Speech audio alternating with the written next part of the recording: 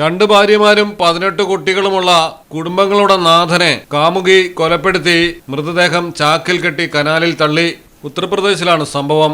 സുമേർപൂരിലെ മുൻ ഗ്രാമത്തലവനായിരുന്ന മുന്ന എന്ന മുസ്തഖ ഗുൽഷനാണ് കൊല്ലപ്പെട്ടത്. കാമുകി സുമാദേവിയെയും സഹോദരനെയും പോലീസ് കസ്റ്റഡിയിലെടുത്തു.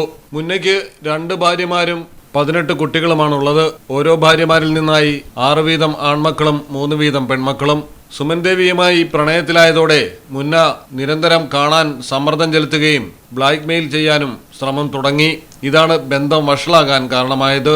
ബന്ധം അവസാനിപ്പിക്കാൻ ആഗ്രഹിച്ച സുമൻ ദേവി സഹോദരനോട് കാര്യങ്ങൾ തുറന്നു പറഞ്ഞു. ഇരുവരും മുന്നയെ കൊല്ലാൻ പദ്ധതിയിട്ടു. തുടർന്ന് മുന്നയെ സുമൻ വീട്ടിലേക്ക് ക്ഷണിച്ചു. അകത്ത് കയറിയ ഉടൻ തന്നെ സഹോദരനും കൂട്ടുകാരും ചേർന്ന് കമ്പിവടിക്ക് തലയ്ക്കടിച്ച് കൊലപ്പെടുത്തുകയായിരുന്നു. ശേഷം മൃതദേഹം ചാക്കിലാക്കി കനാലിൽ തള്ളി.